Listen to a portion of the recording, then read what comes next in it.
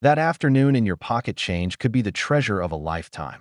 Today's spotlight turns to a dime that looks ordinary at first glance, but hides a story few have uncovered. Picture lifting a small silver disc from your drawer and realizing it's a misprinted experiment the mint never intended for circulation. That's exactly the allure of the 1974 one-dime value and error variety, a coin that quietly reshaped collecting conversations in the 1970s and remains a standout among modern rarities. The tale begins amid a decade of experimentation at the U.S. Mint. In 1974, rising silver prices had already led to the transition from silver to clad coinage in the early 60s, but mint engravers continued tinkering with composition and relief. Trial strikes in aluminum and brass were produced alongside the standard copper-nickel clad planchets.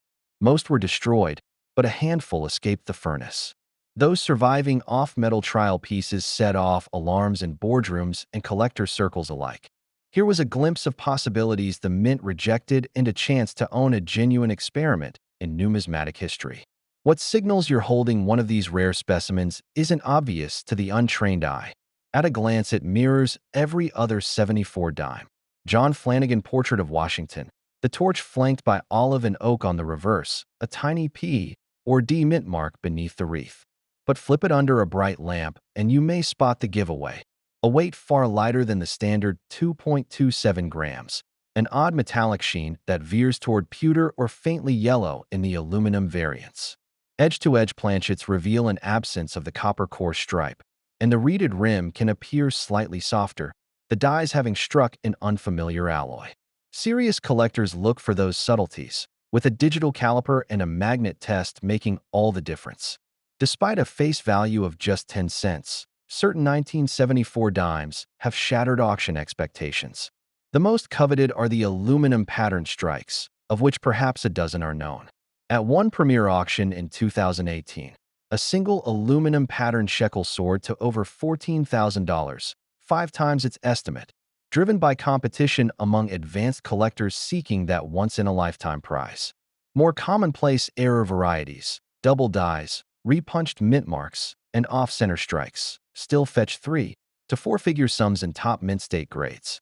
Even circulated examples of the clad 1974 wide rim struck on slightly oversized planchets can top $200 in higher grades, a remarkable leap from their modest catalog values a decade ago. But it isn't just market figures that spark passion. The human stories attached to these dimes give them soul. One collector recounts locating a misstruck 1974 dime at a grocery store checkout in 1992, tucked among a customer's change. It sat framed on his office wall for years until the coin community authenticated it, unveiling its aluminum status and sending his adrenaline and offers to dizzying heights. Another story recalls an ex-mint technician who, on his deathbed, confessed to slipping trial pieces into his pocket, hoarding them until a grandchild discovered the bundle in an old cigar box. Condition plays an outsized role in determining just how deep collectors will dive. A mint state 65 clad proof strike may command $50, while the same error in MS67 can double or triple that figure. Circulated examples with light wear and attractive original luster sometimes attract premium bids, especially when light bag marks accentuate the unusual strike. Conversely, a heavily worn aluminum trial piece, though rare, might only bring $2,000 to $3,000 if surface damage hides its unique finish. Those who chase eye appeal will note the rich patinas that many of these dimes develop. A soft gray blue in the aluminum coins, a honey bronze glow on lightly toned clad errors. The way light dances across the surface can reveal die cracks and planchet anomalies, each telling a chapter in the bin of trial strikes and hard-press experiments at a time when the mint was eager to innovate yet cautious to protect its reputation. Perhaps most intriguing is how this small coin sits at the crossroads of mainstream collecting and secretive pattern enthusiasts. It's the gateway for many experienced collectors into the narrower world of pattern coinage, where compositions shift from powdered aluminum to brass and even bronze. Each of those samples exists in the shadows, celebrated by specialists, but virtually unknown outside tight-knit circles, until a 1974 trial slip-up suddenly turned up in circulated rolls. Collectors who know the market watch for new offerings at major auctions like Heritage and Stack's Bowers, where error and pattern dimes appear sporadically in specialized sales. They study pedigrees, who owned the coin, how it was stored, whether it passed through the hands of legendary numismatists. These biographies become part of the coin's provenance and can add thousands to its selling price when the hammer falls. If you suspect you've unearthed a 1974 dime that doesn't quite fit the mold, the first step is authentication. Reputable third-party grading services like PCGS and NGC will verify its alloy and strike characteristics, often assigning it a census number if it's an aluminum or brass pattern. That designation alone can spark bidding wars. Collectors want the security of knowing they hold a piece recognized by the broader community. Before we move on, take a moment to visualize the thrill, sliding a slip of tissue from a clear holder, exposing that pale metal glint, and realizing you're holding a secret experiment, never meant for your fingertips. That connection between a collector and the artifact transcends the 10-cent face value, reminding us why we chase these small discs with such fervor. With that, our journey through the 1974 experiment draws to a close. Yet the legacy of this dime continues to reverberate among collectors worldwide. Stick around for our next featured treasure. You won't want to miss how a 1967 dime rewrote expectations in an entirely different way.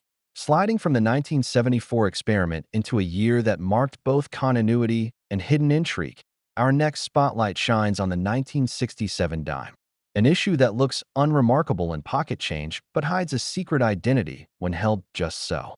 While everyday commerce sent these coins spinning through register trays, a subset received special treatment behind closed doors at the San Francisco Mint, resulting in proof strikes whose cameo contrasts still dazzle collectors today. The story begins against a backdrop of steady coinage production in the late 1960s. Silver had long since exited circulating dimes in 1965, replaced by copper-nickel-clad planchets, and the Philadelphia facility no longer placed mint marks on coins until 1980. Meanwhile, San Francisco's role was dedicated entirely to proof sets, struck on the same planchets but polished and struck multiple times to yield frosted devices against mirror-like fields. In 1967, roughly 9 million proofs rolled off the presses, but only a fraction achieved the coveted Deep Cameo (DCM) designation. These select pieces emerged from special die preparations and extra polished blanks, designed to appeal to collectors seeking the pinnacle of finish and contrast. Spotting a 1967 DCM proof dime among the more common proof and standard circulation strikes takes a keen eye. Both share the same basic elements. Flanagan's finely detailed portrait of Washington crowned by 13 stars, the torch and branches on the reverse. But the cameo variety reveals itself through intense frost on the raised design, set against dark, uninterrupted fields so reflective they look like glass. Under a loupe, the difference is unmistakable. Devices shimmer in matte relief, while backgrounds mirror surrounding objects. In contrast, standard 1967 proofs, sometimes labeled cameo, but really a lighter cameo, feature subtler contrast, and business strikes show uniform satin surfaces. When light catches a true DCAM, the effect can startle even veteran collectors. Though face value remains 10 cents, the 1967 DCAM dime has shattered expectations at auction. In 2019, a PCGS-graded PR-70 DCM sold for $2,450, more than double estimates, as collectors vied for perfection in cameo finish. A near-perfect PR-69 DCM often commands $800 to $1,200 today, while a common proof PF-67 cameo might land between $60 and $120, depending on the depth of contrast and surface quality. Even circulated business strikes from 1967 have experienced a renaissance among type collectors, selling for $1 to $3 in ungraded bulk, but finding $20 to $40 premiums once slabbed and certified MS-65 or higher in crisp, untuned examples. Beyond price tags, the 1967 cameo-proof dime carries a handful of legends. One story tells of a mint inspector who stashed a small box of DCM proofs in his desk drawer after an evening inspection, only to have them discovered decades later by his grandchildren. One slip of the wrapper produced a PF69 specimen that proved to be the centerpiece of a surprise inheritance. Another tale involves a cache of proof sets thought destroyed in a warehouse fire. Rumors persist that a few blister packs survived beneath collapsed shelving, resurfacing occasionally in mail-order auctions and leaving experts scrambling for verification. Collectors tracking condition-based values know the cameo designation isn't the only factor. A PF67 DCM with tiny hairlines or drag marks can have in value compared to a fully original example showing pristine fields. Conversely, proof coins with light, attractive toning, gentle straw or champagne hues along the rims can attract premiums of 10 to 20% over pristine white examples, as many advanced collectors prize the visual warmth without sacrificing cameo contrast. Business strikes follow a similar pattern. A well-struck MS-66 specimen with full cartwheel luster may fetch $50, while those in MS-67 can climb above $100. The sharp strike and absence of bag marks giving them a glow that transcends their utilitarian origin. What makes the 1967 dime particularly fascinating is how it bridges the gap between mainstream proof set enthusiasts and cameo finish specialists. A beginner might spot an attractive proof and dip a toe into grading submissions, only to discover the DCAM census lists fewer than 500 certified examples at PF69 or higher for the dime alone. That rarity elevates the dime from a pocket change curiosity to a coveted showpiece in advanced sets, driving traffic to specialized sales at Heritage and Stacksbowers, where cameo proofs often headline group lots. Historical footnotes deepen the intrigue. In 1967, the U.S. Mint experimented with new polishing compounds meant to enhance field reflectivity. The secret polishing agents and extra die polishing sessions are now legendary among die makers. Some believe these compounds were even tested on Roosevelt dimes that year, though documentation remains scarce. What survives are the coins themselves, each tiny disc a testament to the Mint's mid-century willingness to fine-tune its image, quite literally. For collectors, the 1967 dime also serves as a gateway into deeper study of cameo grading. Many advance to attending specialist symposiums where cameo contrast indices are debated, or they invest in custom lighting setups to evaluate contrast under multiple angles. The quest for the perfect cameo finish often leads to acquiring multiple examples of the same coin in different grades to compare luster, field reflectivity, and toning side by side. Authentication for these proofs is straightforward but crucial. Third-party graders review field reflectivity with devices like the Cameo Contrast Index and examine surfaces under varying lighting to assign cameo grades consistently.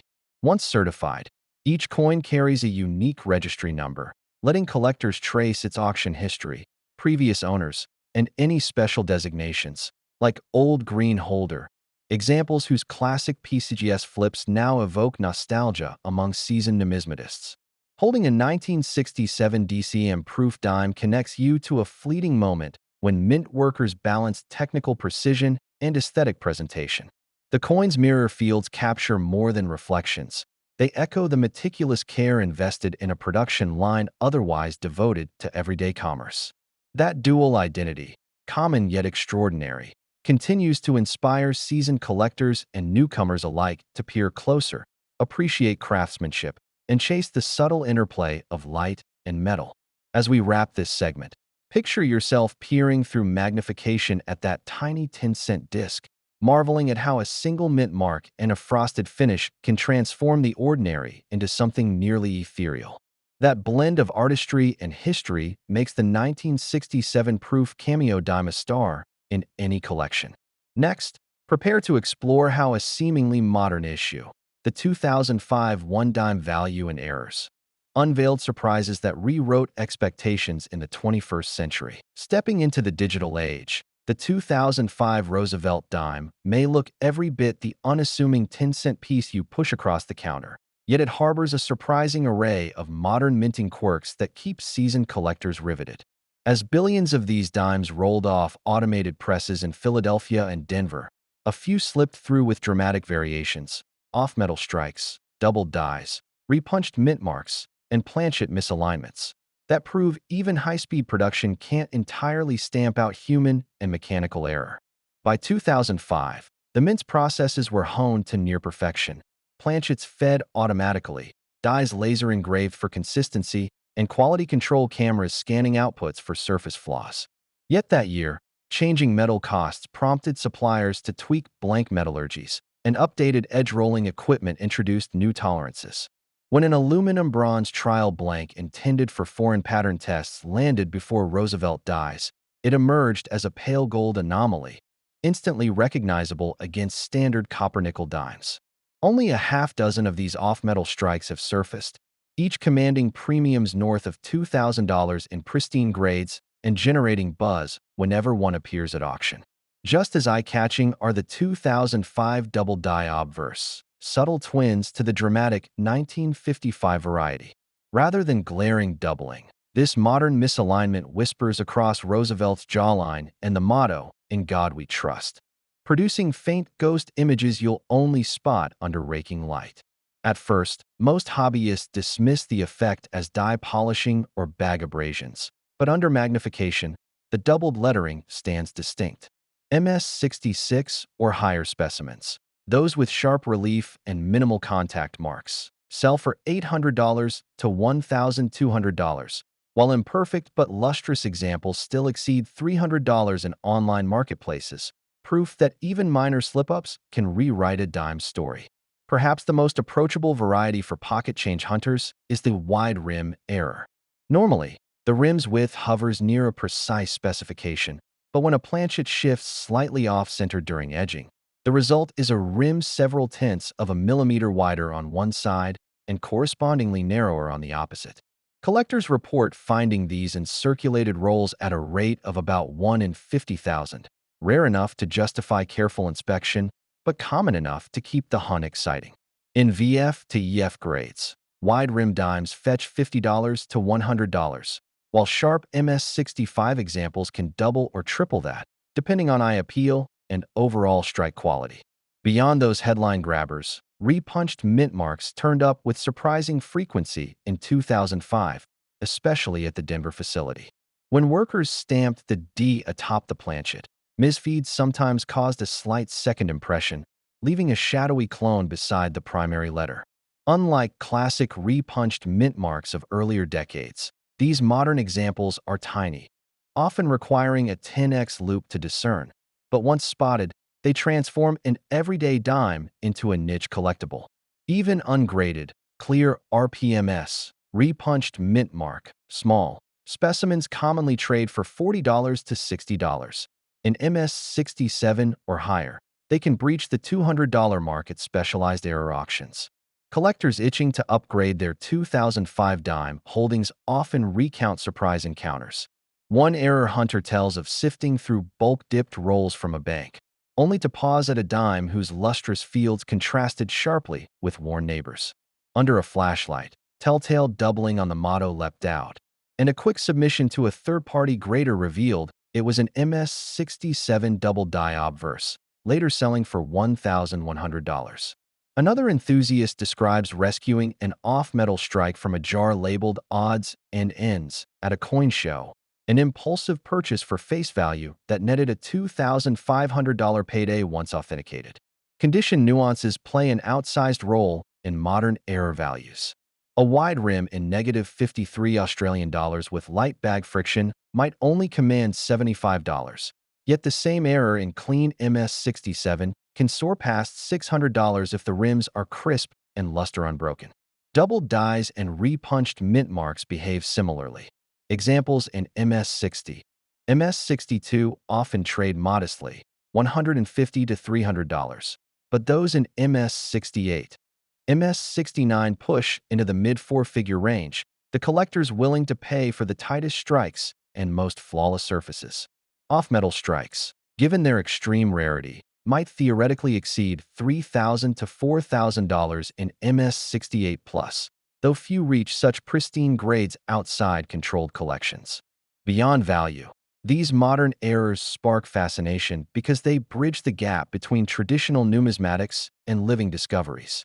They remind collectors that error hunting isn't confined to ancient gold coins or early 20th century proofs. It's an active pursuit where new varieties surface decades after a design's debut.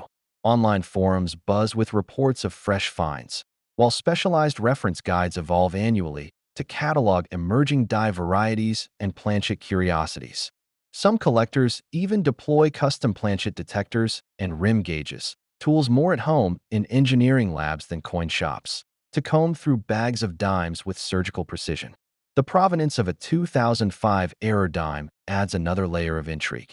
Coins traced to single-owner submissions, perhaps discovered by a retiring bank teller or inherited from a relative's coin collection, carry stories as compelling as the errors themselves.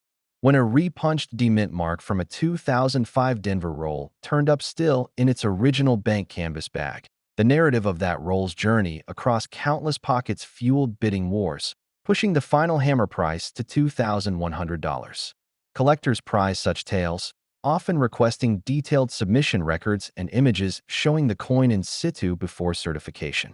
For those eager to begin hunting, the process is delightfully straightforward. A hand lens or budget-friendly jeweler's loupe, paired with a bright LED flashlight, is enough to flag most double dyes and rim anomalies. Compare suspect dimes against known good specimens, noting differences in rim thickness, lettering shadows, and metal hue. Off-metal strikes will gleam differently under daylight, paler or slightly golden, against the standard silver-gray of copper-nickel. Once you've isolated a potential error, a quick online search through reputable variety catalogs can confirm the anomaly before seeking professional authentication. In the end, holding a 2005 Roosevelt dime error reminds us that even in an age of automation, minting retains a human element. The same press is calibrated to spit out millions of uniform coins can, under just the right circumstances, produce a handful of oddities that capture collectors' imaginations. Every widened rim, ghosted letter, or golden-hued planchet offers a window into the delicate balance between mass production and mint-mark perfection. And for those who savor the thrill of discovery, the humblest dime in circulation can transform into a conversation piece, a display centerpiece, or even a life-changing find.